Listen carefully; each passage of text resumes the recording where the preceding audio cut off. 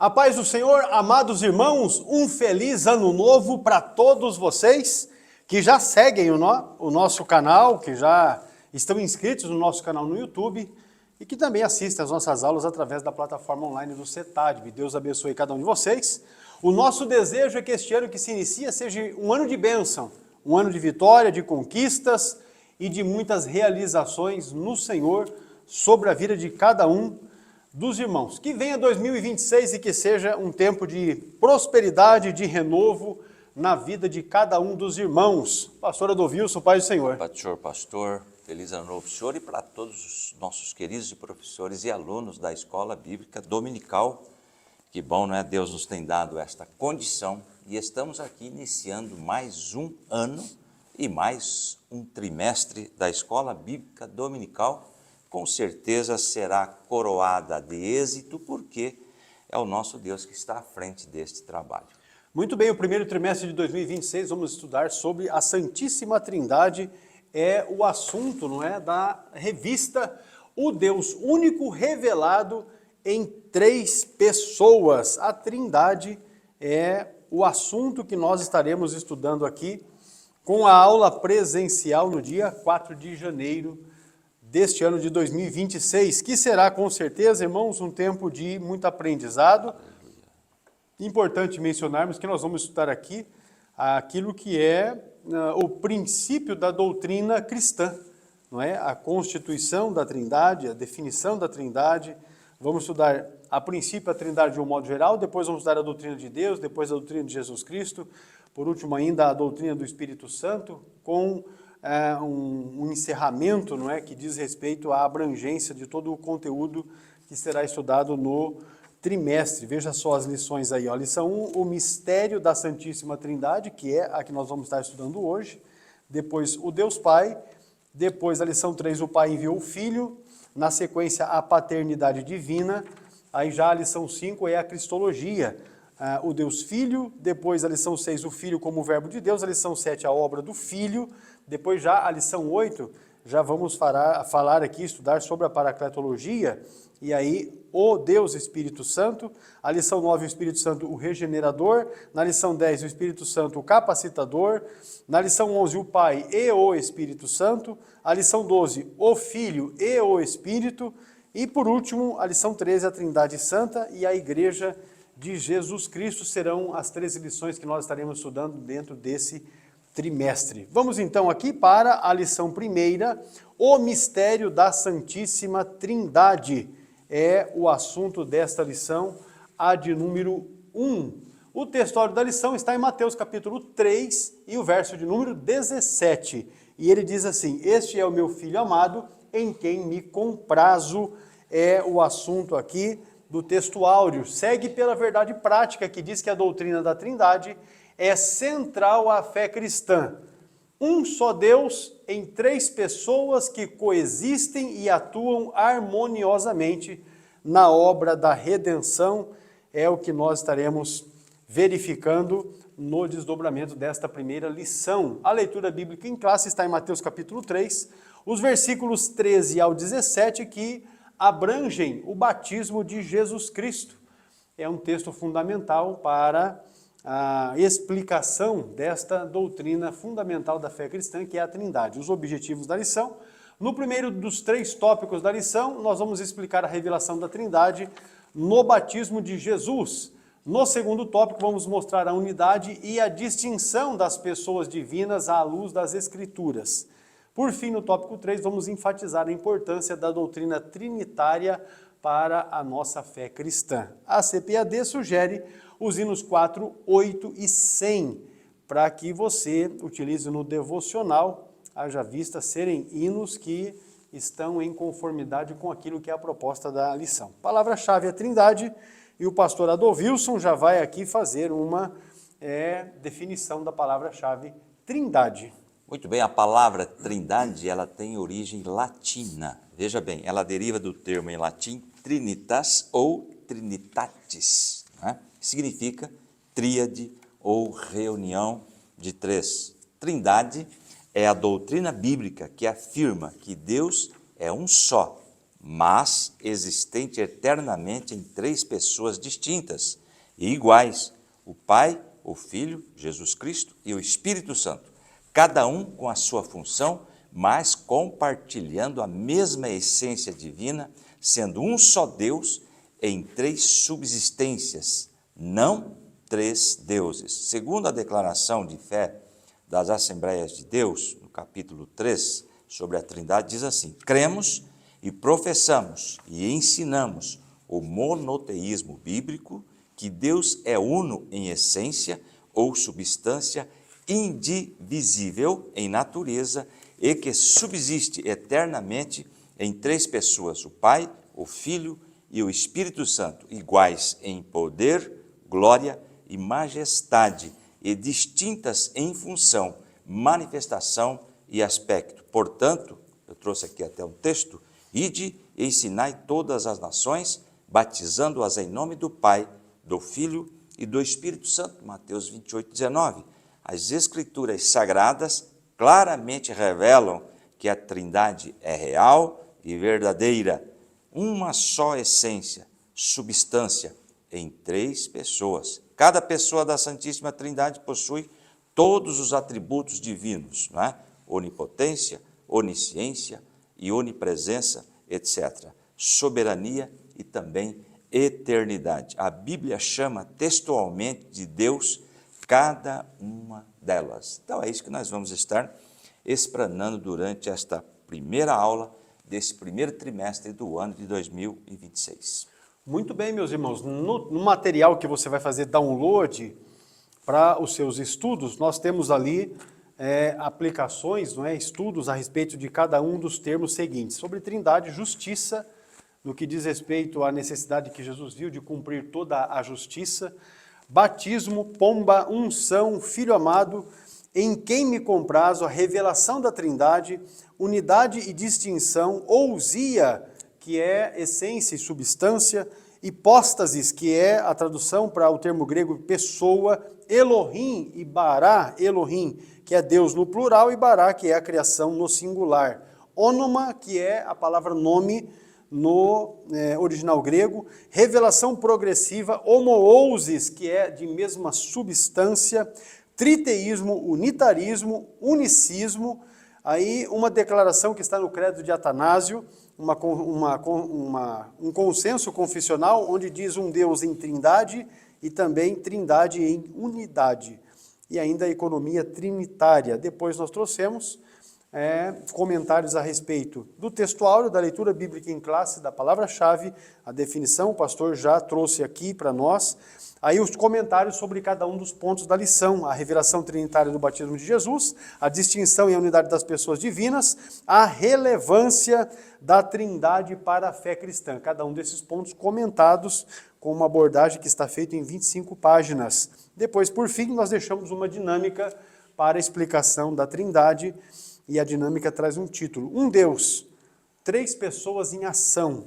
É o assunto que está aí nessa dinâmica, para que vocês possam aplicar a classe e, com isso, clarear ainda mais o conteúdo proposto por esta lição. Vamos lá, então, para a introdução aqui desta lição de hoje.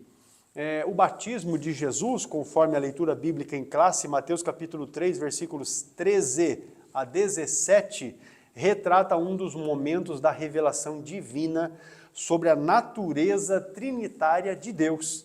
Nele, ou seja, no batismo, de maneira simultânea, as três pessoas da Trindade estão manifestas ali. O Filho, que é quem está sendo batizado, o Espírito Santo, que é quem desce sobre o Filho, né, em forma corpórea de pomba, e ainda o Pai, que fala desde os céus.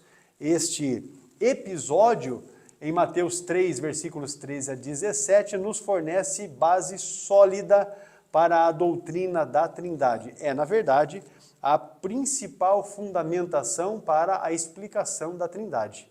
Nesta lição, a de número 1 da revista do primeiro trimestre de 2026, nós vamos abordar o mistério da Trindade sob três aspectos, que são exatamente os três tópicos da lição: a revelação no batismo de Jesus, a distinção e unidade das pessoas divinas e, por fim, a relevância da Trindade para a nossa fé cristã. Vamos já com o pastor Adolvilson comentando o tópico primeiro da lição, a revelação trinitária no batismo de Jesus. Muito bem, o tópico 1 e o subponto, o batismo do Filho, a obediência de Cristo.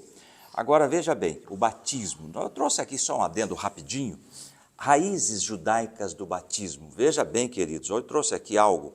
O batismo não era um conceito totalmente novo.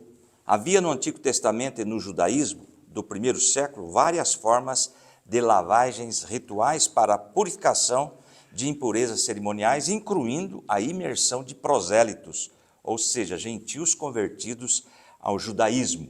O batismo de João Batista adaptou essas práticas para um significado distinto. Seu batismo por imersão no Rio Jordão era um sinal de arrependimento para o perdão dos pecados e preparava o caminho para a vinda do Messias. A novidade não era o rito em si, mas a sua mensagem escatológica e a exigência moral do arrependimento para todos, inclusive judeus, e não apenas para prosélitos. Ou seja, essa questão de batismo, a água sempre foi símbolo de purificação, já era usado pelos judeus, não é? Antes mesmo de João Batista. Aí ele simplesmente normatizou, melhor dizendo, essa questão do batismo em águas que nós conhecemos aí no cristianismo a partir do Novo Testamento. É interessante que a pessoa saiba a origem do batismo, tá certo? Agora, veja bem o que está escrito aí na nossa lição. Jesus, o Deus encarnado, João 1,14, né, o versículo diz assim, a palavra se tornou ser humano. Eu trouxe aqui na versão transformadora para dar aí uma clareada, né?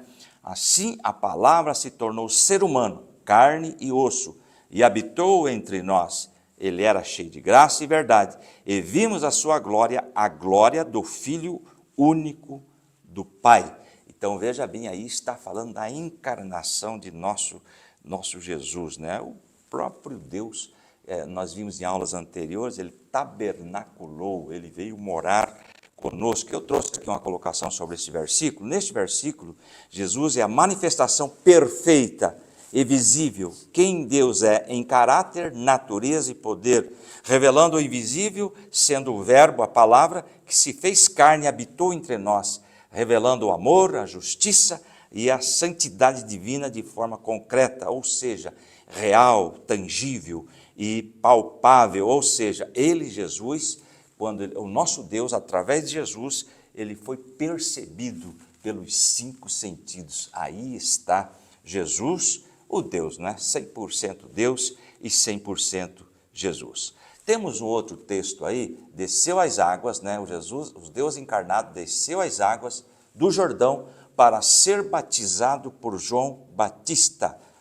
Mateus 3:13. Então veio Jesus da Galileia ter com João junto do Jordão para ser batizado por ele. É interessante, nós vamos explicar daqui a pouquinho por que Jesus teve que passar pelo batismo. Ele não tinha pecado, vamos esclarecer isto, ok? Continuando a leitura, este ato, à primeira vista, pode parecer desnecessário, já que Jesus, ele não era um pecador. Temos aí a comprovação bíblica, 2 Coríntios capítulo 5 e 21, aquele que não conheceu o pecado, o fez pecado por nós, para que nele fôssemos feitos justiça de Deus. Outro texto, Hebreus 4:15, diz lá, porque não temos um sumo sacerdote que não possa compadecer-se das nossas fraquezas, porém, que como nós em tudo, olha a abrangência aí, em tudo foi tentado, mas sem pecado. Por isso que Deus conhece a nossa estrutura por Cristo, porque ele foi tentado em tudo. Aqui a abrangência aí, você pode ter uma ideia, em todas as áreas Jesus foi tentado, mas não pecou. Olha aí o terceiro parágrafo. Contudo, ele disse, deixa por agora, porque assim nos convém cumprir toda a justiça. Ali Mateus 3:15. Jesus, porém, respondendo, porque ele chega a João Batista e quer ser batizado, João Batista fala, não, é eu que tenho que ser batizado pelo Senhor, não é? Eu que sou pecador. Aí ele responde, Jesus, porém, respondendo, disse-lhe: deixa por agora, porque assim nos convém cumprir toda a justiça. Então ele o permitiu. Partindo aqui para o quarto parágrafo, Jesus não precisava ser batizado, como uma forma de expressar arrependimento. Mateus 3:6, e eram por ele batizados no Rio Jordão, confessando os seus pecados. Agora vamos lá mais adiante, temos um texto aí, do último parágrafo, que diz lá: contudo, ele submeteu-se a essa tradição judaica, associando-se à condição dos pecadores que veio salvar. Mateus 5:17. Eu trouxe aqui na linguagem de hoje para ficar mais claro. Jesus disse: não pense que eu vim para acabar com a lei de Moisés, ou com os ensinamentos dos profetas. Não vim para acabar com eles, mas para dar o seu sentido completo. Então vamos entender agora no próximo slide, pastor Hercos, o tópico 1 ainda continua aí nesse próximo slide, o batismo do Filho, a obediência de Cristo. Assim, o batismo de Jesus é um gesto de identificação com a humanidade pecadora e uma atitude de obediência ao plano redentor do Pai. Eu trouxe aqui, no slide anterior, apresentamos que o batismo era para o pecador que se arrependia dos seus pecados. Apresentamos provas que Jesus era impecável, ou seja, totalmente sem pecado, tanto em natureza como ação. Isto posto, por que Jesus se batizou? Temos uma colocação aqui, mas por que então Jesus deveria se batizar? É um questionamento que vem, né? Jesus foi batizado por 4 razões principais. Não para arrependimento pessoal, porque ele não tinha pecado, mas para cumprir a vontade de Deus e servir de exemplo para a humanidade. Exemplo, inclusive, para nós hoje. Primeiro, para cumprir toda a justiça, conforme declarado em Mateus 3:15, Jesus explicou a João Batista que era necessário que ele fosse batizado para cumprir toda a justiça. Isso significa obedecer a todas as leis e mandamentos de Deus, mesmo aqueles que não se aplicavam diretamente a ele, a Jesus, como o batismo de arrependimento. Segundo, para identificar com a humanidade pecadora. Embora fosse sem pecado, Jesus escolheu se solidarizar, melhor dizendo, com a condição humana, assumindo a nossa natureza, claro, exceto o pecado. Ao ser batizado, ele entrou na fila dos pecadores que buscam purificação, mostrando a sua humildade e se aproximando de nós, né? Para dar exemplo também, por isso que ele foi batizado. O batismo de Jesus serve como modelo e uma ordenança para todos os seus seguidores. Ao ser batizado, ele demonstrou publicamente a importância desse passo de obediência para aqueles que creem nele e desejam segui-lo. Ou seja, o batismo em águas é uma ordenança, sendo ordem, ainda mais de quem veio de Jesus, não deve ser discutido, né? Agora, existem casos em que a pessoa não consegue ser batizada em águas devido a várias situações. Porém, aquele que está na igreja, aceitou a fé em Cristo Jesus, deve sim ser batizado em águas. E outra questão, por que Jesus foi batizado? Para ser publicamente confirmado por Deus. O batismo marcou o início do ministério público de Jesus. É interessante, pastor Hercos, aqui tem uma observação, lá em Lucas 3:23, diz que Jesus tinha aproximadamente 30 anos de idade. Se nós retrocedermos no Antigo Testamento, o sacerdote iniciava o seu ministério a partir dos quase 30 anos ou dos 30 anos. Então veja bem que o nosso Jesus, obedecendo na íntegra, como bom judeu que era, ele nasceu sob a lei e obedecendo aí também a lei, tá certo? Está escrito aqui: após sair da água, o Espírito Santo desceu sobre ele em forma de pomba, e a voz de Deus, Pai, foi ouvida dos céus declarando: este é o meu Filho amado, em quem me comprazo. Isto confirmou a sua identidade e missão divina a partir deste momento. E temos o último parágrafo aqui desse slide.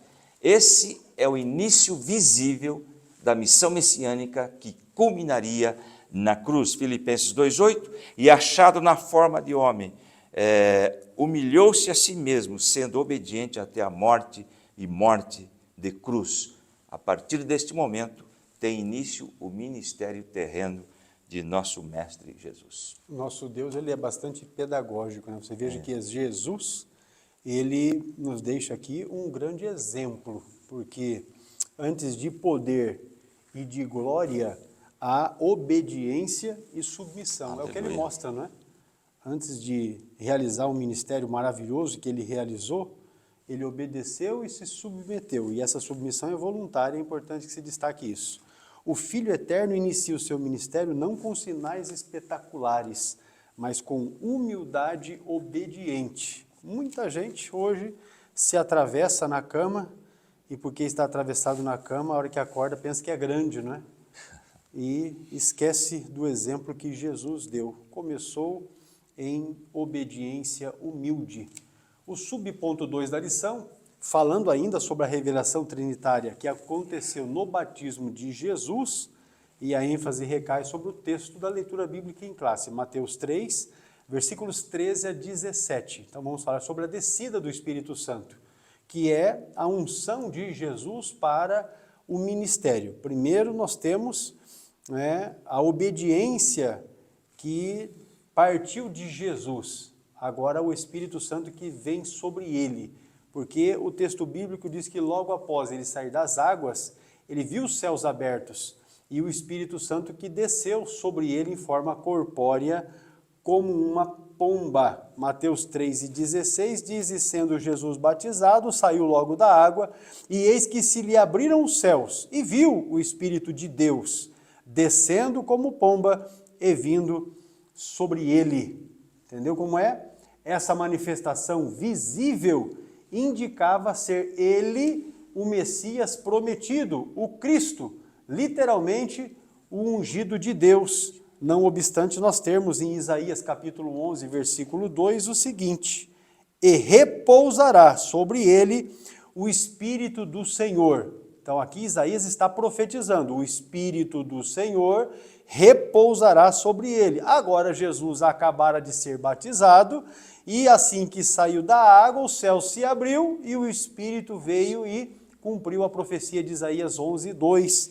Assim também, aqui está em Isaías, no 42, capítulo 42 e verso 1, que diz, eis aqui o meu servo, e o texto prossegue e ainda diz assim, pus sobre ele o meu Espírito. Então veja que Isaías profetiza em 11:2 e também em 42:1 a respeito da descida do Espírito Santo sobre Jesus, sobre o Messias, o ungido de Deus. E agora em Mateus 3 e versículo 16, esta palavra se cumpre, o Espírito Santo desce sobre Jesus numa forma corpórea como uma pomba. Esta unção que está aí, é importante nós frisarmos isso, que está na sua lição, não deve ser confundida como uma adoção do Espírito, como se Jesus passasse a ser o Messias tão somente a partir daquele instante. Porque a Bíblia diz que antes mesmo do batismo, ele já era o Filho de Deus. Veja Lucas, o Lucas no capítulo 1, é o texto que está destacado, inclusive está aí na sua lição esta referência, Lucas 1 e o verso é o de número 32. O texto diz o seguinte: este será grande e será chamado Filho do Altíssimo, e o Senhor Deus lhe dará o trono de Davi, seu pai. Ele já era filho de Deus, mesmo antes do batismo, mesmo antes de o Espírito Santo vir sobre a sua vida. Portanto, entenda que a vinda do Espírito Santo sobre Jesus, na ocasião em que o Senhor foi batizado, representa tão somente a sua unção pública e visível, porque era necessário que se cumprisse a justiça. Aleluia! Ele então se submeteu, de autorrecreação, ele quis, ele foi até João e ele foi batizado, para que isso se tornasse público, notório, visível, perceptível aos olhos humanos, marcando assim o início do seu ministério terreno e também capacitando o Senhor a cumprir a sua missão redentora conforme as profecias bíblicas. Leia-se aqui Isaías capítulo 61, para que isso fique bem claro para os irmãos. Você pode, inclusive, destacar esse texto, porque esse texto também ele se faz fundamental quando nós estamos estudando a doutrina da Trindade. Veja só o que o próprio Senhor Jesus diz. Ele diz assim, ó, o Espírito do Senhor Jeová, ou seja, o Espírito que é de Deus, está sobre mim, porque o Senhor me ungiu, diz o texto, para pregar boas novas aos mansos, enviou-me a restaurar os contritos de coração, a proclamar liberdade aos cativos e a abertura da prisão aos presos, a apregoar o ano aceitável do Senhor e o dia da vingança do nosso Deus, a consolar todos os tristes. Veja que aqui Jesus está dizendo que o Espírito Santo, que é de Deus, está sobre ele. Mais uma referência que nós temos aí, que vai clarear para nós, de uma forma bem nítida, a doutrina da Trindade. Por ainda ser necessário, leia-se também Lucas capítulo de número 4, os versículos 18 ao 21. Diz o texto da seguinte maneira, Lucas 4, 18 a 21. O Espírito, aqui é o próprio Jesus no Evangelho de Lucas fazendo a proclamação. O Espírito do Senhor é sobre mim, porque ele me ungiu para evangelizar os pobres, enviou-me a curar os quebrantados de coração, a apregoar liberdade aos cativos, a dar vida aos cegos, a pôr em liberdade os oprimidos, a anunciar o ano aceitável do Senhor. Isso ele está fazendo referência ao texto de Isaías 61, versículos 1 e 2. Aí diz o texto, e cerrando o livro e tornando a dá-lo ao ministro, assentou-se e os olhos de todos na sinagoga estavam fitos nele. Então começou a dizer-lhes, hoje se cumpriu esta escritura em vossos ouvidos. Ou seja, ele está tão somente reafirmando que a partir daquele instante, a partir daqueles dias, daqueles momentos que eles estavam ali presenciando e testemunhando, a palavra de Isaías no capítulo 61 estava se cumprindo na vida de Jesus. Olha só que coisa que nós temos aí. Então, esta unção que nós temos referência dela aí, não cria em Jesus a identidade de filho, de forma alguma, mas apenas manifesta de forma pública que Jesus era o Filho de Deus mesmo antes do batismo. Portanto, não se trata de adoção ou de início de filiação, mas a capacitação ministerial visível para o cumprimento da missão. Isso, por que é relevante nós mencionarmos isso? Porque há grupos religiosos que pensam diferente da gente, que não creem na Trindade, e eles dizem que Jesus não é Deus, não tem a mesma essência de Deus, e que ele foi adotado como filho deste ponto aí para frente, quando aquilo que nós já temos lido aqui comprova que não. A unção do Espírito procede, ou na verdade, precede, ou seja, está antes do ministério público de Jesus. O padrão, ele é claro, o Espírito Santo sempre vem para capacitar. Capacitar para quê? Para ser melhor do que alguém? Não, para servir. Se o Espírito Santo vem e capacita para servir, é exatamente para que a gente sirva melhor. Não é? O mesmo Espírito que ungiu o Filho, Jesus Cristo, é quem hoje capacita a igreja a testemunhar. Então, a descida do Espírito Santo ali no batismo de Jesus teve uma função primordial. E aí você já tem, então, Jesus sendo batizado e o Espírito Santo que desceu sobre ele. Falando a respeito da revelação trinitária que aconteceu no batismo de Jesus, o pastor Adolfo vai agora mencionar o fato da voz do Pai, a aprovação celestial. Isso é só uma curiosidade que eu quero trazer antes, pastor, lá em Mateus 3,16, se os irmãos lerem lá, está escrito que logo que ele saiu da água. É interessante que nós observamos em livros, principalmente infantis, e alguns livros também aí que tem as figuras, Jesus dentro da água e o Espírito Santo descendo. Então ele saiu do rio, não é? Para depois a descida do Espírito Santo. É uma curiosidade, nós estamos em uma escola, né? Então a voz do Pai, a aprovação celestial. Por fim, uma voz audível, ou seja, foi ouvido por todos que estavam ali. E veio aqui na minha mente, pastor João Batista ali batizando, devia ter muita gente por perto, né? E ouviram a voz: este é o meu filho amado, em quem me comprazo, tá? Agora, em quem me comprazo? O que significa isto, né? Significa que o Deus Pai encontra total prazer, satisfação, alegria na aprovação, não é? Ou aprova o seu Filho para esse ministério, Jesus Cristo, declarando publicamente sua alegria e aprovação divina após o batismo, validando a identidade e missão de Jesus como o Messias. Interessante isso daí. Aqui nós temos, queridos, uma aprovação do céu, uma aprovação divina para o ministério de Jesus. Veja bem, a voz vinda do céu no momento do batismo de Jesus por João Batista expressa a total aprovação e satisfação de Deus Pai em relação ao seu Filho e à missão que ele estava prestes a iniciar. Veja que coisa interessante. E tem uma outra colocação: este é o meu Filho amado.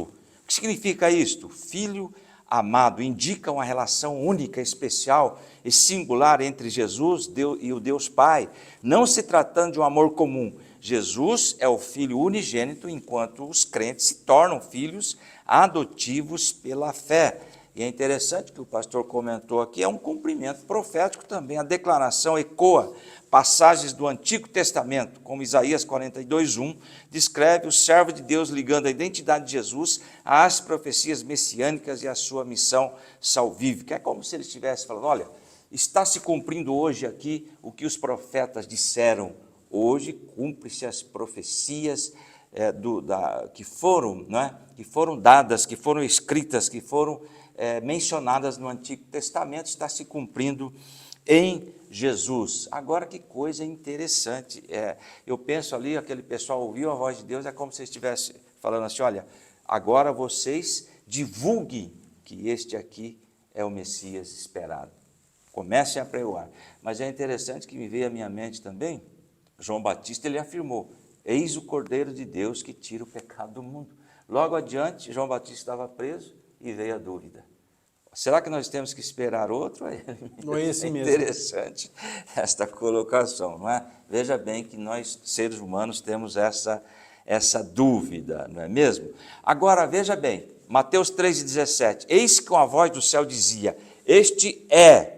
Esse o uso do presente do indicativo, indica o estado de ser contínuo ou pré-existente. Não é algo que começa a existir naquele momento. Deus Pai não diz: esse se tornou o meu filho agora, mas sim ele diz: este é o meu filho. Então tem toda esta colocação aí. Aqui está expressando o quê? A eternidade de Jesus, não é? E também, queridos, vamos mais adiante, temos aqui, trata-se de uma declaração solene e pública do Pai, que não apenas confirma a identidade messiânica, mas também a divindade de Jesus. Essa afirmação remete às mensagens messiânicas e proféticas de que Jesus é o Filho eterno, o ungido de Deus, aquele que agrada plenamente o Pai. Olha que coisa! E nós temos um texto ali, Isaías 42:1. Eis aqui o meu servo, a quem sustento, o meu eleito, em quem se apraz a minha alma. Pus o meu espírito sobre ele trará justiça aos gentios. Ou seja, Deus vela pela sua palavra, e aí está o cumprimento, então, de Isaías 42:1. A voz celestial não inaugura a sua filiação, mas a proclama diante da humanidade, confirmando a encarnação do Verbo, João 1,14, e o Verbo se fez carne, habitou entre nós, e vimos a sua glória, como a glória do unigênito do Pai, cheio de graça e de verdade. Deste modo, continuando a leitura, a voz de Deus no batismo autentica não somente a missão redentora de Jesus, mas também demonstra a sua filiação divina. Ele é o Filho. Olha aí o que está escrito: ele é o Filho em quem o Pai tem completo prazer. Eu fico imaginando aquele pessoal ouvindo a voz de Deus, né, vinda do céu, e todo aquele acontecimento, algo sobrenatural. Eu creio que muitos ali permaneceram firmes através dessa voz do Pai e a aprovação celestial a Jesus. Muito bem, irmãos, para a gente poder finalizar esse primeiro tópico, Tem aqui algo a respeito desse texto de Mateus 3,17, de 13 a 17, não é? Que ensina a respeito da Trindade. Primeiro, a distinção pessoal das três pessoas, que é uma realidade. Por quê? Quem está falando desde o céu, não é quem está sendo batizado, porque quem está sendo batizado é Jesus e quem fala é o Pai que está no céu. O Espírito, ele não é apenas uma força, porque ele pode ser visto, não é? Ele pode ser percebido, identificado. A unidade da essência que nós temos aí neste texto de Mateus 3, versículos 13 a 17, também fica muito claro, porque não são três deuses, que seria um triteísmo, não é? Não são três deuses, mas é um só Deus verdadeiro e eterno, com três pessoas divinas compartilhando da mesma natureza. Por fim, nós falamos de uma harmonia na obra redentora, porque o Pai aprova, o Filho obedece e o Espírito Santo é quem unge e capacita. É o Espírito Santo que faz isso. Ou seja, não há competição entre as pessoas da Trindade, também não há confusão e muito menos separação. É assim que nós entendemos. Agora veja aqui, uma aplicação pedagógica a respeito do que nós estamos estudando. No que diz respeito à doutrina, a Trindade não é invenção teológica, mas é uma revelação bíblica. No que diz respeito à doutrina de Jesus Cristo, a cristologia, Jesus é o Filho amado, aprovado pelo Pai. No que diz respeito ao campo espiritual, Deus se agrada da obediência antes da visibilidade. Porque tem gente que quer se aparecer antes de fato viver uma vida de obediência para com Deus. E no que diz respeito à nossa doutrina pentecostal, o Espírito Santo não é força impessoal, como afirmam os testemunhas de Jeová, por exemplo, mas é uma pessoa divina. Neste caso aqui, meus irmãos, concluindo, não é, a síntese trinitária que nós vemos no batismo de Jesus, nós temos o seguinte: o Filho é Jesus, obedece e se identifica com os pecadores, optando de autorrecreação participar do batismo de João. O Espírito Santo é quem desce e unge Jesus para o ministério. E o Pai é quem fala desde os céus, aprovando o seu ministério publicamente. Então você percebe três pessoas distintas no batismo, porém um só Deus verdadeiro, atuando de forma coordenada e perfeita na obra da redenção. É assim que é. Veja aí, a revelação da Trindade no batismo de Jesus Cristo confirma de modo claro e bíblico que o Pai, o Filho e o Espírito Santo coexistem eternamente. Aleluia! Distinguem-se pessoalmente, mas atuam em plena harmonia. Ô glória! No que diz respeito à obra redentora, o batismo não cria a Trindade, mas revela a Trindade. Ele inaugura publicamente a missão messiânica de Cristo e estabelece um fundamento sólido para a nossa fé cristã, que também é trinitária. Trinitária porque acreditamos na Trindade, ou seja, a pessoalidade, não é, que há das três pessoas que compõem o Deus único e verdadeiro. Glória a Deus. Nós vamos fazer aqui um intervalo rapidamente e, na sequência, já retornamos com o tópico 2 da lição. Nos aguarde, já voltamos.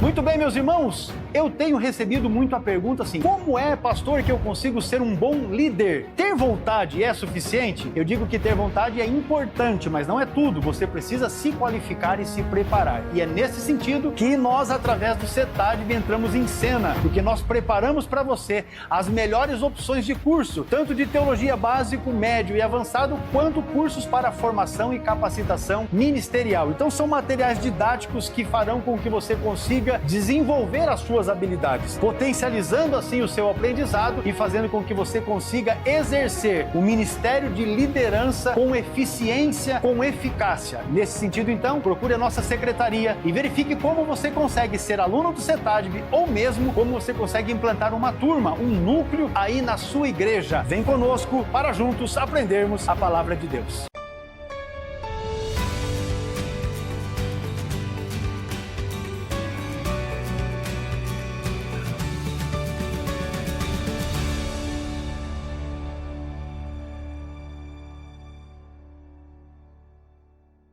Tópico 2 da lição, amados irmãos, a distinção e a unidade das pessoas divinas, porque o Deus é um só, mas existe distinção nessas três pessoas que nós vamos já verificar aqui, seguindo pelo subponto 1 da lição, a unidade e a distinção pessoal. Pastor Edovilson. Muito bem, ao tópico 2, o subponto 1, a unidade e distinção, único, mas diferente, pessoal, distinção de pessoas.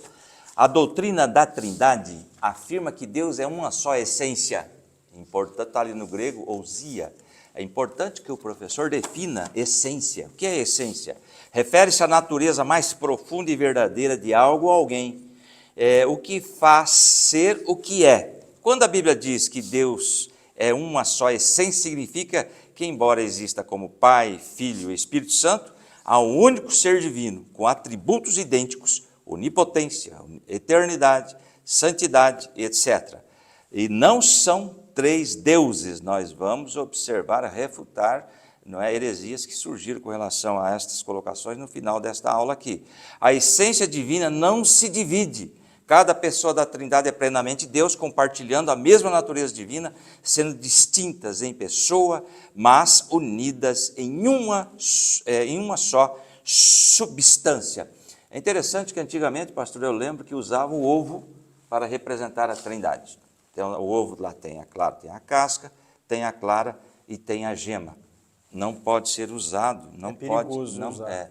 Por quê? A casca é só casca, a clara é só clara e a gema é só gema. Não tem como colocar, porque ali o nosso Deus ele é a mesma essência, não é? Eu consigo aí, através do ovo, discriminar, separar o que nós não conseguimos, né, nessa questão deste assunto da Santíssima Trindade. Agora, veja bem, teve uma época também que usaram os estados da água, estado líquido, sólido e gasoso, né? Aqui está o Pai, o Filho e o Espírito Santo. Não tem como também, porque quando está no sólido é só sólido, quando está no gasoso é só gasoso e quando é líquido é só líquido. Também não podemos fazer esta comparação, tá certo? Mas continuando aqui, nós temos um outro nome, hipostase, do grego hipostasis, é o termo teológico usado para descrever essas pessoas divinas, indicando que são realidades ou modos de ser distintos, mas compartilhando a mesma essência, a ousia divina, ou seja, um só Deus em três pessoas, hipostase. Está ali a colocação. Voltando aqui para o nosso slide, veja bem, a obra de redenção, por exemplo, é trinitária em sua essência, ou seja, as pessoas da Trindade trabalhando, o Pai planeja e elege, Efésios 1:4, como também nos elegeu nele antes da fundação do mundo, para que fôssemos santos e irrepreensíveis dele em amor. Veja bem, o Pai planeja e elege, Efésios 1:4. O Filho executa a obra expiatória, João 13:16, porque Deus amou o mundo de tal maneira que deu seu Filho unigênito para que todo aquele que nele crê não pereça, mas tenha a vida eterna. E temos aí com relação à terceira pessoa, o Espírito Santo, né? Ele aplica os benefícios da salvação. Tito 3:5, não pelas obras de justiça que houvéssemos feito, mas segundo a sua misericórdia nos salvou pela lavagem da regeneração e da renovação do Espírito Santo. Então nós vemos aqui a redenção, as três pessoas da Trindade em sua essência trabalhando unidos com esse propósito. Voltando aqui para os nossos slides. Assim, a unidade divina, longe de contradizer a Trindade, é enriquecida por ela, ok? revelando um Deus que é ao mesmo tempo uno em essência e triuno em pessoa. E veja bem o que está escrito aí, o Deus bíblico não é uma unidade absoluta, monolítica ou impessoal, mas sim uma unidade composta e dinâmica, eternamente subsistente em três pessoas distintas, Pai, Filho e Espírito Santo. E depois desse último parágrafo, aí dos dois últimos, eu escrevi aqui, a doutrina da Trindade não cria três deuses, mas defende o único Deus que se revela em três pessoas eternas, distintas e coiguais, sendo um mistério central da fé cristã. Por que é um mistério? Porque nós não conseguimos responder através da razão, não é? Nós somos limitados para entender profundamente essa questão da Trindade. Porém, é sabido, é notório que através da Bíblia Sagrada, a revelação que nós vamos ver, nós conseguimos sim detectar de forma categórica a Trindade, não é? Então veja bem, revela três pessoas eternas, distintas e coiguais, sendo o ministério central da fé cristã que ressalta a complexidade e profundidade de Deus. É um assunto extremamente importante, nós vamos ver isso ainda já estamos, né, pastor? Com certeza. Já estamos aí adentrando nesse assunto e até o final desta lição esclareceremos muitas coisas ainda. A gente demonstra, irmãos, pelo menos a gente percebe, né, uma dificuldade que certamente muitos irmãos terão ao expor o conteúdo não só desta primeira lição aqui, como de todas as lições desse trimestre, porque nós estamos falando de questões profundas. Que ao longo da história cristã buscou-se meios com recursos didáticos, pedagógicos e humanos, poder exemplificar esta verdade bíblica. E o fato é que não se achou meios, não é? O pastor Adolvilson citou aqui já dois aspectos, em um outro momento, em um último momento, inclusive, um grande pregador norte-americano quis exemplificar a doutrina da Trindade usando a luz, não é? A luz, o calor, eu até anotei aqui, o sol, luz e calor, mas também não tem condições de você explicar desta forma a Trindade, porque o sol, ele vai ser sol sempre, não é? O calor que emana da luz também vai ser calor sempre. E na Trindade nós temos as três pessoas atuando de um mesmo tempo. Então, no material que você vai fazer download, nós deixamos ali uma explicação a respeito de unidade e distinção pessoal,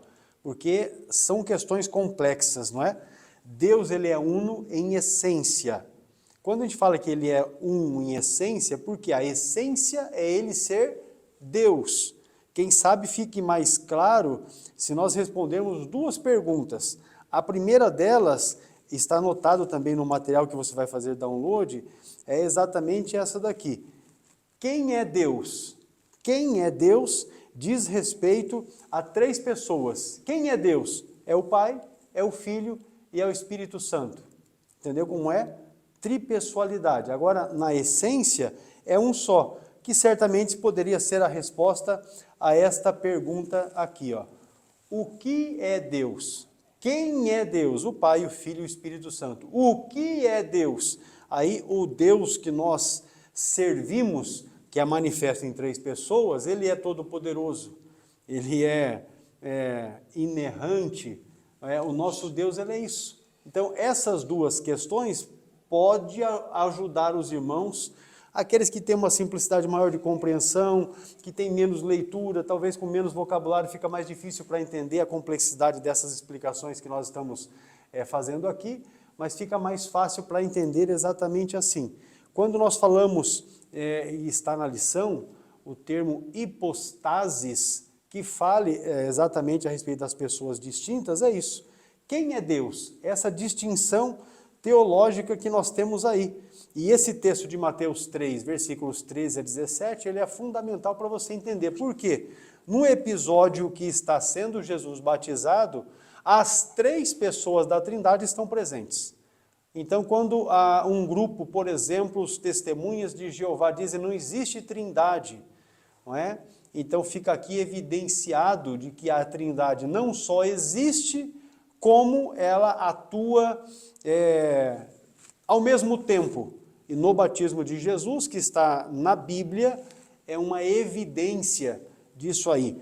As três pessoas da Trindade que formam o mesmo Deus estavam ali naquele momento. Então não há como você dividir um Deus que é único, senão explicando desta forma: essência é um único Deus atuante. Agora, a gente segue, meus irmãos, aqui para a pluralidade. Deixa eu só reafirmar algo. A Trindade nos ensina que a unidade verdadeira, a Trindade nos ensina que a unidade verdadeira não elimina a diversidade. Ou seja, a Trindade está mostrando que há um só Deus manifesto na diversidade de três pessoas. É isso que é. Essa diversidade de três pessoas não destroem, não é, a unidade que há do Deus Todo-Poderoso, que é exatamente aquele que nós servimos. Agora, vamos falar sobre essa pluralidade na unidade, já desde o Antigo Testamento, porque desde Gênesis capítulo 1, versículo 1, já está manifesto a Trindade. Às vezes a gente lê assim: no princípio Deus criou, não é, os céus e a terra. Ah, mas Deus criou, tá? E onde é que está ali Jesus e o Espírito Santo? Está exatamente no termo hebraico que traduziu para o nosso português Deus. O Antigo Testamento, ele aponta para essa pluralidade dentro da unidade divina. O nome hebraico Elohim, que é o plural de Elohá, é utilizado para designar o Deus único de Israel. Então o texto na Bíblia, Gênesis 1, versículo 1, diz: no princípio criou Deus Elohim. Então Elohim, Deus aí, Elohim, é plural, não é singular. Então no princípio criou Deus, o plural, os céus e a terra. Neste texto aí, Gênesis capítulo 1, versículo 1, o sujeito desta frase, que é Deus, está no plural, não é Elohá, é Elohim, enquanto o verbo criou, que é o verbo bará, está no singular, indicando que há uma pluralidade pessoal em uma única essência divina. Então, quando se traduziu Elohim por Deus, está dizendo assim, ó, ali no princípio era Deus Pai, Deus Filho e o Espírito Santo criando céus e terra. Plural, fazendo algo singular, a criação. Então você vai perceber que nessa estrutura gramatical incomum, na verdade, ela aqui está em Gênesis capítulo 1, versículo 1, ela também vai aparecer e estar evidente em outros versículos da Bíblia. Para tanto, nós vamos ler aqui Gênesis capítulo 1 e o versículo é o de número 26. Gênesis 1 e 26, meus irmãos, diz exatamente assim, ó. E disse Deus. Quem foi que disse? Elohim, plural. Quem é que disse? Deus Pai, Deus Filho e o Espírito Santo. Quem é que ele disse? Façamos. Façamos. Então, ele não está fazendo sozinho, está no plural. Façamos. Não é isso? Façamos o homem à nossa imagem, conforme a nossa semelhança, e domine sobre os peixes do mar e sobre as aves do céu, enfim, e tal, e segue a vida. Depois nós temos Gênesis capítulo 3 e o versículo de número 22, e diz assim: então disse o Senhor Deus. Quem é que disse? Elohim, o Pai, o Filho e o Espírito Santo. Eis que o homem é como um de nós. Se fosse apenas o Deus Pai, não teria como, ou não seria o caso de utilizar ali plural, nós. Ele está usando o termo nós, exatamente porque o Deus que está dizendo é Elohim, o Pai, o Filho e o Espírito Santo. É a Trindade também aqui em Gênesis capítulo 3 e o versículo de número 22. Ainda, amados, vamos para o texto de Gênesis capítulo 11, e aqui nós estamos tão somente mencionando textos do Antigo Testamento, e aqui com muita especificidade os textos de Gênesis. ou o texto do início de todas as coisas, não é?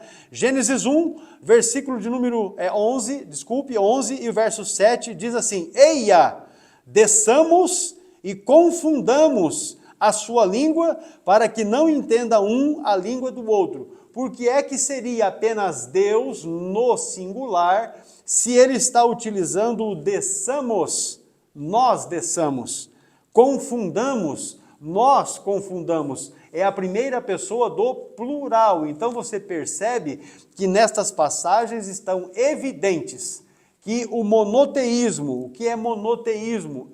Mono é de um só e teísmo é de Deus. Então, o único Deus do Antigo Testamento não nega a Trindade, mas admite que há uma pluralidade interna nessa divindade.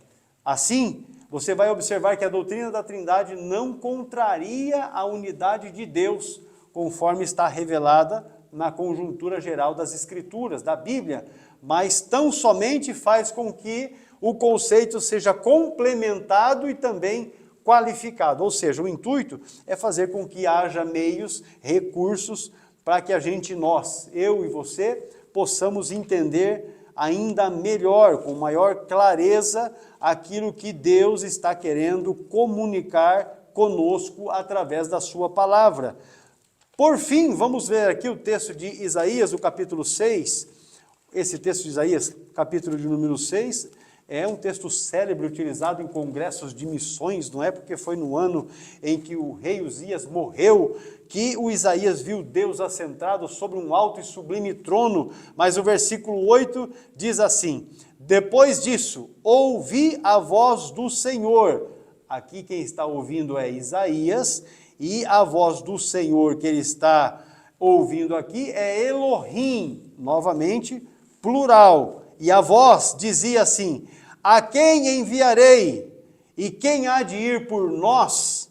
Novamente plural. Então disse eu, eis-me aqui, envia-me a mim. Veja então que o Antigo Testamento, ainda que a ideia judaica seja de monoteísmo, não é? Assim como o cristianismo, nós também somos uma religião monoteísta, porque só tem um Deus, e também o islamismo, que só tem um Deus, não é? Nós entendemos que havia pluralidade na indicação. Em todos os textos aqui, quando nós temos o Elohim, ou seja, a Trindade manifesta também nas Escrituras do Antigo Testamento. Pastor Adovilson, prosseguindo falando sobre a Trindade, que é explicada também no Novo Testamento. Então é o tópico 2 e o subponto 3, não é? É interessante que essa questão da Trindade, ela vai se revelando, não é? A gente chama de revelação progressiva. E no Novo Testamento fica bem claro essa questão, conseguimos comprovar biblicamente a verdade da Santíssima Trindade. A Trindade, voltando aqui, não é vista como três deuses, não são, mas como três pessoas em um único Deus. Temos aí, por exemplo, a fórmula batismal. Está escrita ali em Mateus 28, 19. Portanto, ide, fazei discípulos de todas as nações, batizando-as em nome do Pai, em nome do Filho e do Espírito Santo. A menção, eu trouxe aqui uma colocação sobre este versículo, a menção simultânea do Pai, do Filho e do Espírito Santo, todos sob um único nome, singular, né? Como uma indicação da unidade de essência divina e da distinção de pessoas, subsistência. A fórmula batismal é vista como uma ordem direta de Jesus para reconhecer essas três pessoas divinas. Claro, batizando em nome do Pai, do Filho e do Espírito Santo, pressupõe aí três pessoas, tá certo? O substantivo singular nome ou ônoma indica uma só essência, seguida por três pessoas distintas. Eu trouxe aqui com relação a isso, esta palavra ônoma aparece na forma batismal trinitária, batizando em nome do Pai, e do Filho e do Espírito Santo. O uso do singular nome para três pessoas, Pai, Filho e Espírito Santo. Já falamos sobre isso, pressupõe aí três pessoas distintas, não é? Vamos lá para o segundo parágrafo. O mesmo ocorre na bênção apostólica.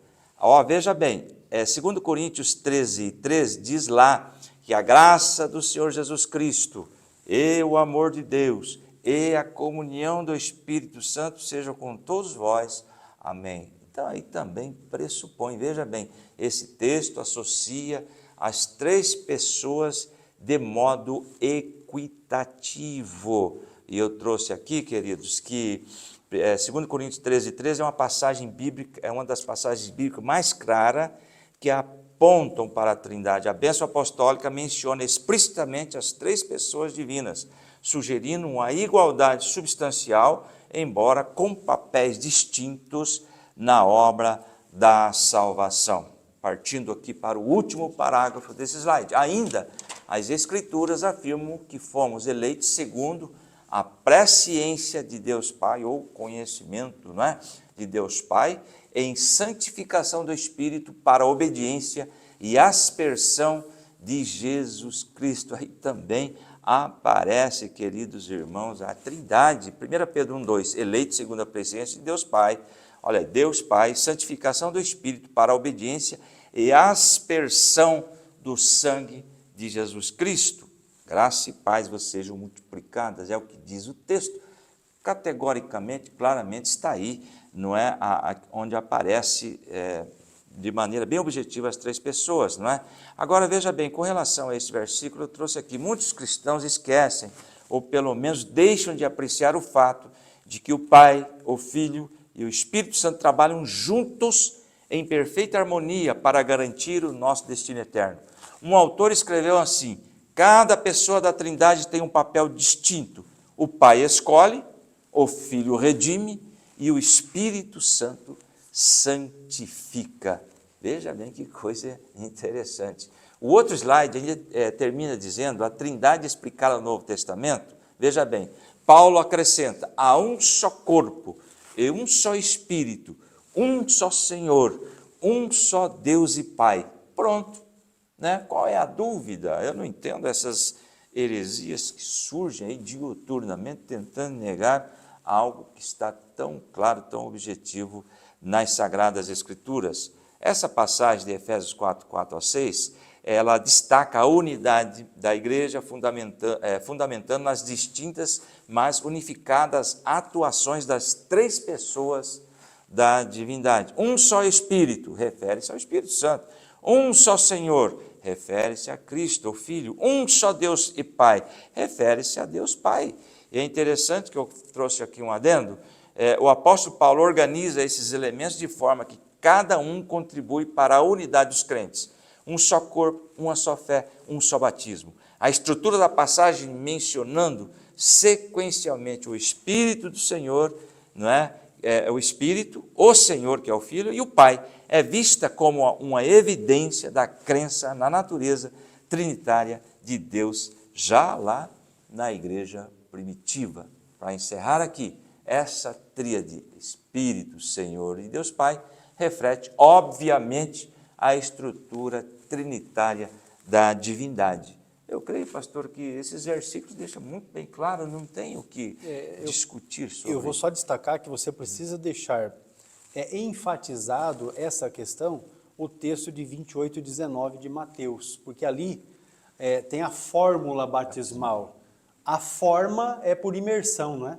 Em água, mergulhando na água, essa é a forma. Agora, a fórmula é batizando em nome do Pai, do Filho e do Espírito Santo. Por que isso é importante?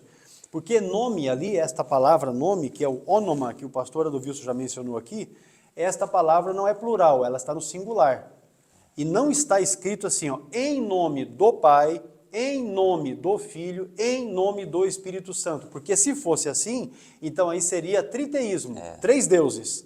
Mas não, é em nome, ou seja, revelando que há, na verdade, uma singularidade, uma essência, uma única pessoa, a essência divina, a Trindade.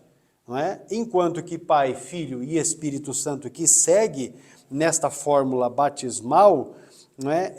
Esses são mencionados de forma distinta, revelando que são três pessoas. Então, No que diz respeito à essência, a palavra grega para nome, que é onoma, diz que é singular, é um único Deus, mas revelado, e aí o próprio Jesus, ele distinguiu as três pessoas da Trindade, em nome do Pai, e do Filho, e do Espírito Santo. São três pessoas. Para a gente sintetizar isso aqui, vamos lá? A unidade de essência fala de que há um só Deus verdadeiro.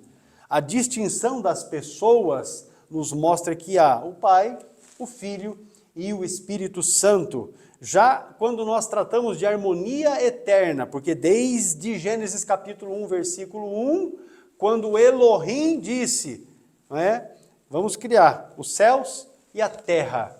Elohim, Pai, Filho e Espírito Santo. Então nós temos ali, nunca houve confusão, muito menos divisão, e ainda não houve hierarquia dentro desta essência que forma o nosso Deus Todo-Poderoso. Nunca houve, não é? Por isso que esse negócio de confusão, divisão, esse negócio não é de Deus. Exato. Porque Ele próprio sendo um, não é? Nesta manifestação trinitária, entre eles, nunca houve esse tipo de coisa que só há no nosso meio, infelizmente. E falando a respeito da revelação progressiva, o Antigo Testamento sugeria a Trindade.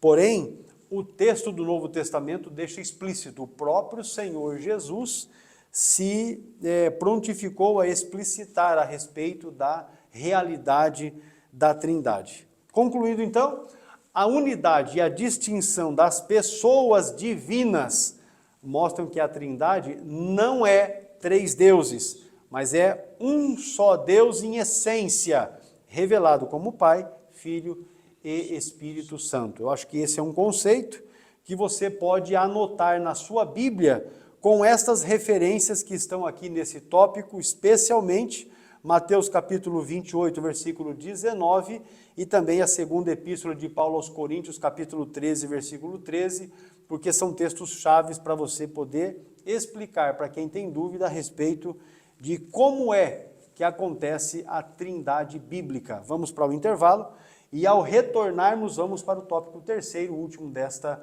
aula de hoje.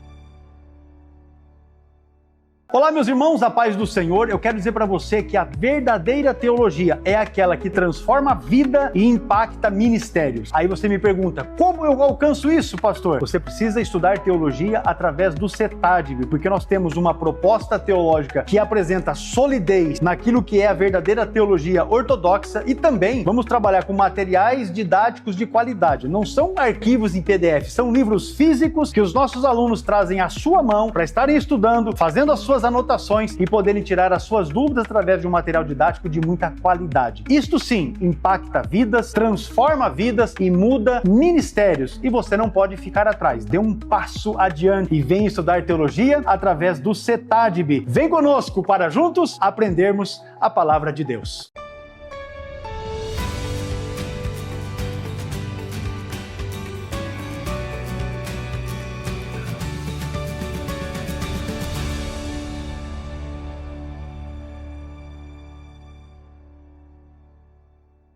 Tópico 3, amados irmãos, a relevância da Trindade para a fé cristã. Então aqui nós estamos falando da importância que há no estudo, na aplicação da Trindade para a nossa fé cristã.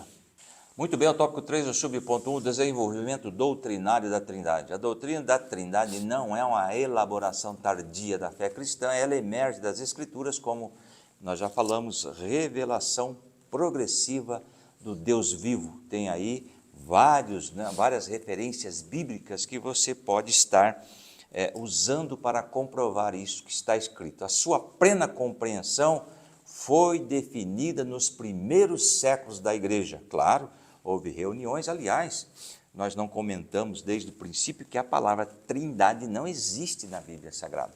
Porém, através dos versículos, ou vários versículos, nós chegamos à conclusão da realidade da Trindade, tá certo? Então, o Concílio de Nicéia, 325, olha aí, ó, em 325 depois de Cristo, proclamou que o Filho é da mesma substância, do grego está aí, homousios, não é? Do Pai, condenando a ideia de que ele fosse uma criatura exaltada, condenando isto, ou seja, ele não foi criado. Alguns segmentos por aí, com as suas ideologias, dizem que Jesus, alguns dizem que ele foi um grande profeta, outros dizem que ele foi criado. Então, aqui, condenando, através desse Concílio de Nicéia, 325, foi condenada a ideia de que ele fosse uma criatura exaltada, tá certo? Agora, veja bem, vou ler aqui também o terceiro parágrafo e vou trazer um comentário.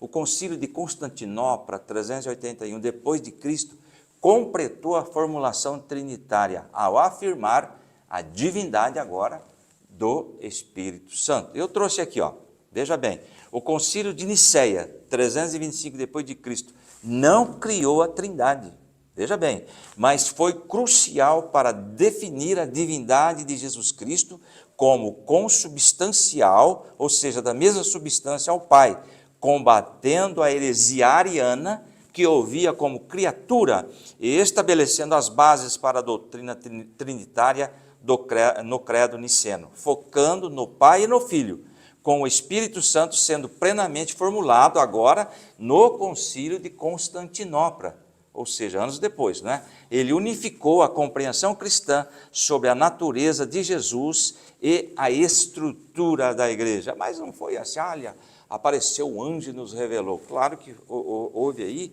um estudo exaustivo da palavra de Deus para chegar à conclusão, não é? Objetivando a existência da Trindade ou da Santíssima Trindade, tá certo? Agora veja bem, depois do último parágrafo, desde os primeiros séculos, os estudiosos da fé cristã têm ensinado a perfeita unidade em Deus, sem confundir a identidade de cada pessoa divina. Trouxe aqui um adendo, um só Deus em três pessoas distintas, Pai, Filho e Espírito Santo, que compartilham a mesma essência divina, poder e eternidade, sem se confundirem, uma verdade revelada progressivamente nas Escrituras e desenvolvida desde os primeiros séculos por estudiosos da fé para explicar o Deus uno e relacional.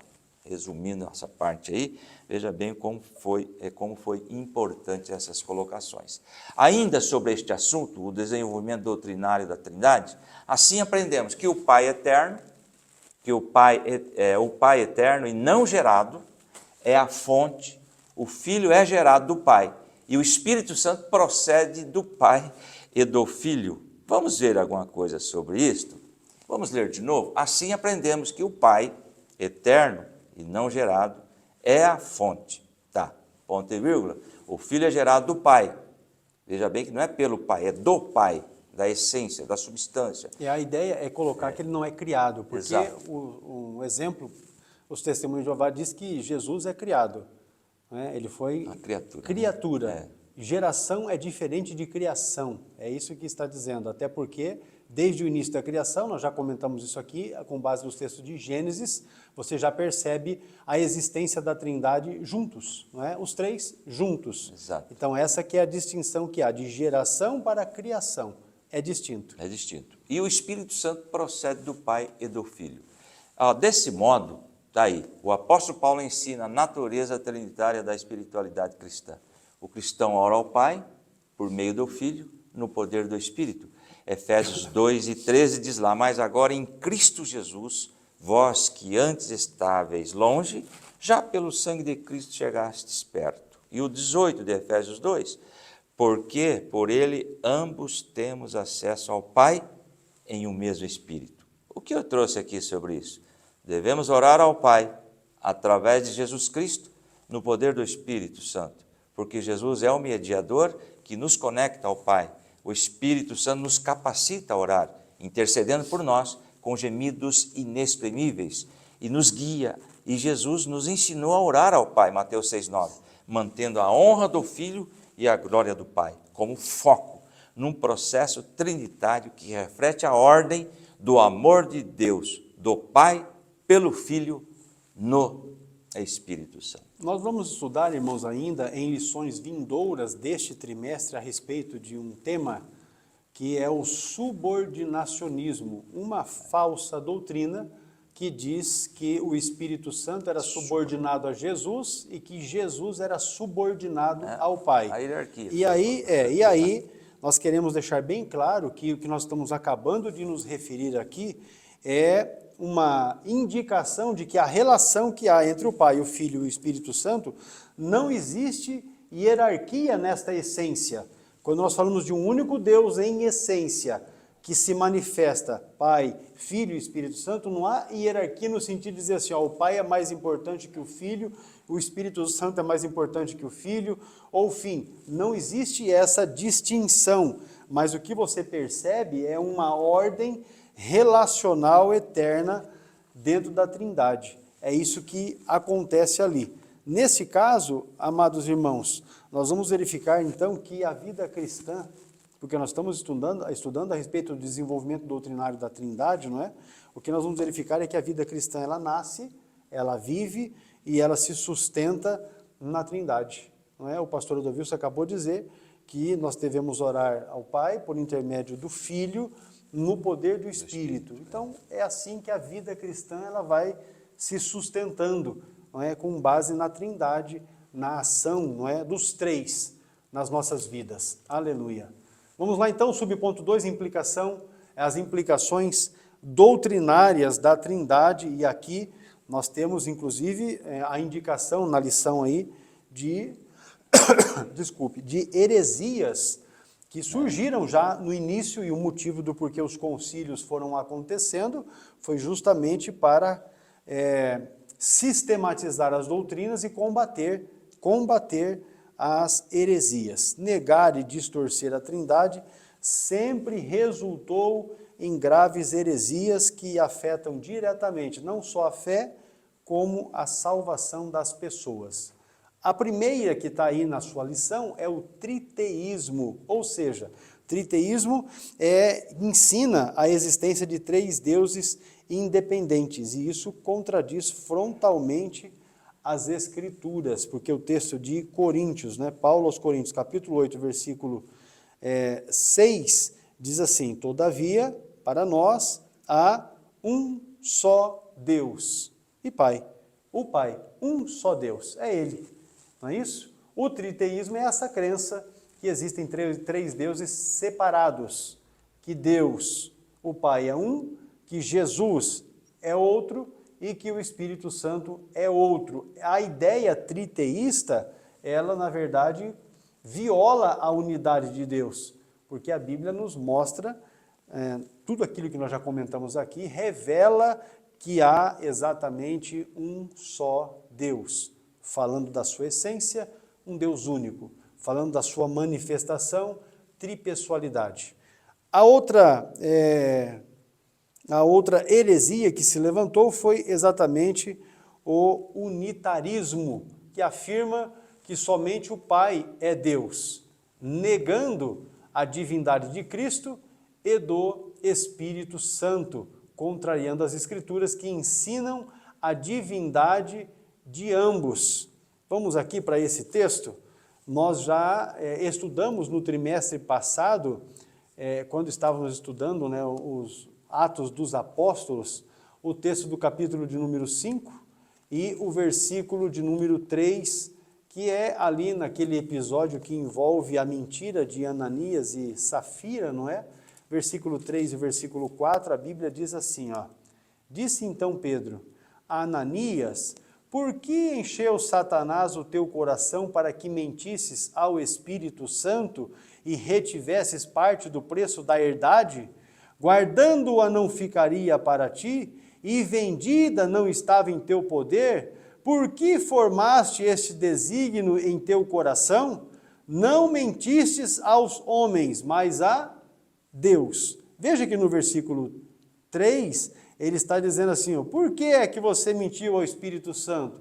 Agora no versículo 4, ele está dizendo assim, ó, você não mentiu aos homens, mas a Deus. O próprio escritor de Atos, no caso aqui é Lucas, ele está trazendo esta narrativa da fala de Pedro, exatamente confirmando a Trindade. E se nós nos voltarmos para o texto, esse ainda mais emblemático, não é? Porque João capítulo 1, versículo 1, de uma maneira indireta, também faz referência a Gênesis capítulo 1, versículo 1, porque o texto diz, no princípio era o verbo, e o verbo estava com Deus, e o verbo era Deus. O verbo aqui é Jesus Cristo, e o Jesus Cristo de Nazaré que nós adoramos, ele no princípio estava com Deus.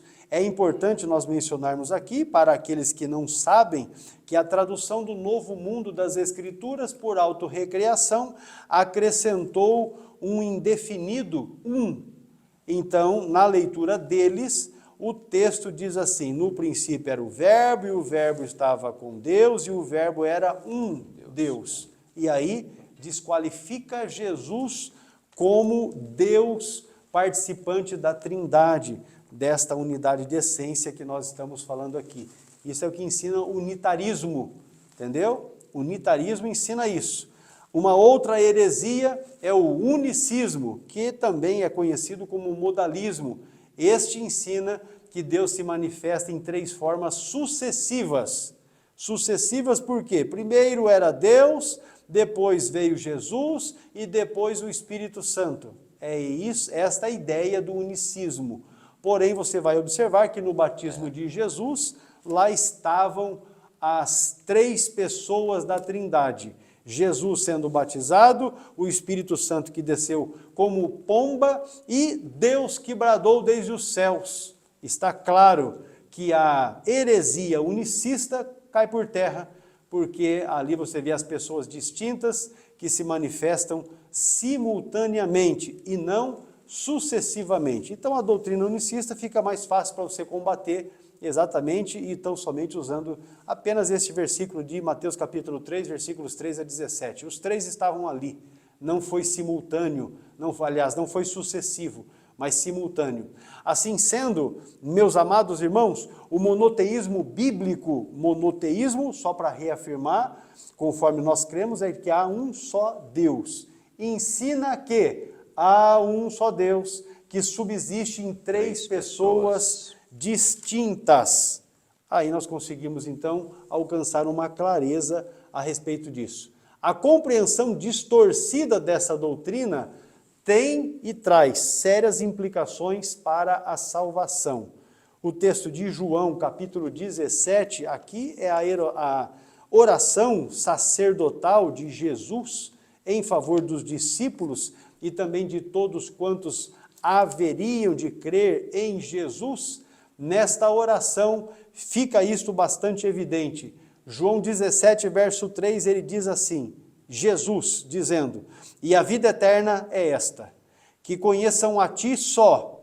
Jesus está dizendo, que conheçam a ti só, por único Deus verdadeiro, e a Jesus Cristo a quem enviaste. O próprio Jesus está dizendo, importante, é necessário que as pessoas que vão chegar a crer e entender a vida eterna, que creiam no único Deus verdadeiro e em Jesus Cristo, o seu Filho, a quem ele, o próprio Deus, havia enviado.